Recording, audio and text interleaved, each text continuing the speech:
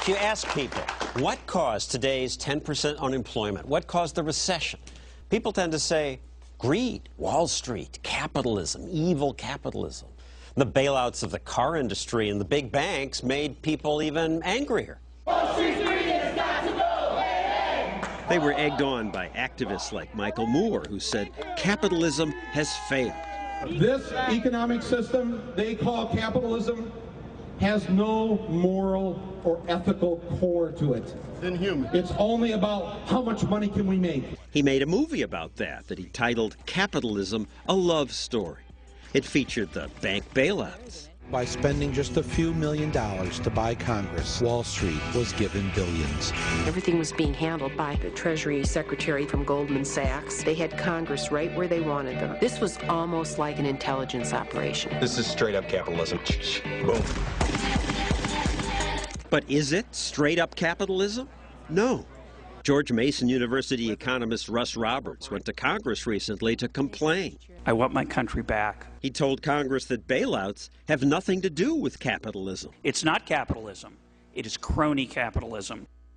And with me here now is Russ Roberts and also Marta Mossberg of the Franklin Center, a government watchdog group. Russ, let me start with you. It's not capitalism. Now, capitalism is a profit and loss system. The profits encourage risk-taking. The loss encourages prudence. That's the extraordinary level of responsibility and productivity that we get out of capitalism. But when you take away the loss, which is what we've been doing systematically in the United States with bailouts that actually go back to 1971 with Lockheed Martin, 1984, Continental Illinois, and now the latest ones, you take out the loss, what are you left with? You're left with socialism for the rich, a way for rich folks to take risk, get all the reward, and we, the taxpayers, bear the loss. It's a despicable system. The cronies are the politically connected companies that get the handouts. Yep, and it's typically an after-the-fact bailout. But if you expect an after-the-fact bailout, you're going to take risks that you would never take with your own money. And we see it over and over again on Wall Street. They take risks with other people's money, not their own. But I hear if we didn't bail them out, we were toast. What was the evidence for that? We didn't get any. The Fed didn't give us any. The Treasury didn't give us any. They said we have to do it. Who really got bailed out were the counterparties, the creditors, and people who had lent Bear Stearns money. And they're the politically connected people that benefited. Just like AIG's creditors, Goldman Sachs and other banks, they were the ones who got the benefits from that money. They got the benefits, not but us. If we didn't do it, we were going to be starving to death. That's what they said. They said it was an apocalypse about to happen. Now, nobody believes that GM is crucial for the future of the economy of the United States. Now, some people believe that. Not most Americans understand that the bailout of GM was done to help GM's special interests, the unions and the people who are politically important, not for the economy as a whole. Today, the unions are the cronies of the party in power. Well, yeah, because they're politically powerful. They give a lot of money, they get a lot of attention. But the same thing happens on Wall Street. They write the regulations in the same way that you've been talking about with these other examples. They're the most influential part of the regulations.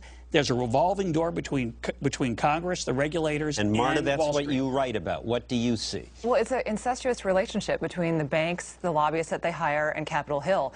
I mean, you look at pretty much everyone who is a lobbyist right now has worked on Capitol Hill. And you'd think that it might be in the House Financial Services and the Senate Banking Committee, but it's really across the board. I mean, they work for the Department of the Interior, they've been on energy committees, they've worked for gay rights groups, they've worked for the AFL-CIO as well, because these banks need insight into every aspect of government. I mean, you look at cap and trade, which the banks are heavily involved with. They need someone connected to that. They need someone also connected, obviously, with financial services. Basically, you're just creating a situation where you need more and more lobbyists in order to do the government's work, in order to do businesses' work. I mean, if you made the tax code about 10 pages versus the thousands of pages it is right now, you would not need any of these lobbyists. I mean, they'd have to go find productive work and do useful things. Exactly. They're not creating anything except more regulation, which then again requires more lobbyists. They give the illusion that they're protecting us when in fact they're protecting their friends. It's the most pernicious part of this, is that in the guise of creating a fairer system or a more competitive system, they actually channel regulations and funds toward their friends. Now, Lehman was allowed to go bankrupt. The Republic didn't fall. I noticed that they spent half as much on lobbying, though they're about the same size, as Goldman Sachs. You know, it's interesting. I mean, they spent about $600,000 in 2008. Obviously, they failed before the end of the year. But even the year before that, they spent about $900,000, whereas, you know, places like Citibank spent $6 million last year. Goldman spent $3 million. JP Morgan spent almost $5 million. So what's interesting to me, though, is that those numbers are high, but, you know, it's actually a small amount compared to how much these banks make. So, I mean, you're selling out the American public for such a small dollar. It's incredible. And most of Lehman's creditors in their bankruptcy filing were Asian banks who were not politically well connected. Richard Fuld evidently did not have a great relationship with Hank Paulson. He wasn't much of a crony. So they were the example. They said, oh, we can't bail out Lehman because we got to set an example. Maybe they just weren't politically connected the way the creditors of Bear Stearns and AIG were. So it certainly pays for the AIGs of the world to pay $1 million to lobbyists because they get back tens, hundreds of millions. Oh, definitely. But, you know, when you look at a place like Goldman Sachs, for example, they've graduated so many people into government that they almost don't need to spend as much as the other companies. I mean, they're spending half as much as Citibank, and yet they get these fantastic results if you look at, you know, how they're treated and vilified now. You know, right under Geithner at Treasury is a Goldman alumni. You have people at the World Bank. You have people at the Bank of Italy. They're really smart people. Maybe they're just smarter. I don't think they're smarter. I just think that it helps Goldman's business model down the road. The answer, we're told, is some new regulation. That'll solve this problem. Every time we reform the system, we move toward where experts are going to design a fail-safe system that risk won't get out of hand. We've been doing that since about 1938 or so.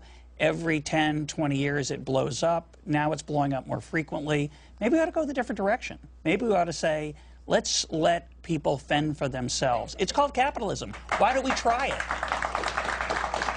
Thank you, Russ Roberts. I hope we will. I doubt that we will. And so, can we stop this crony capitalism madness?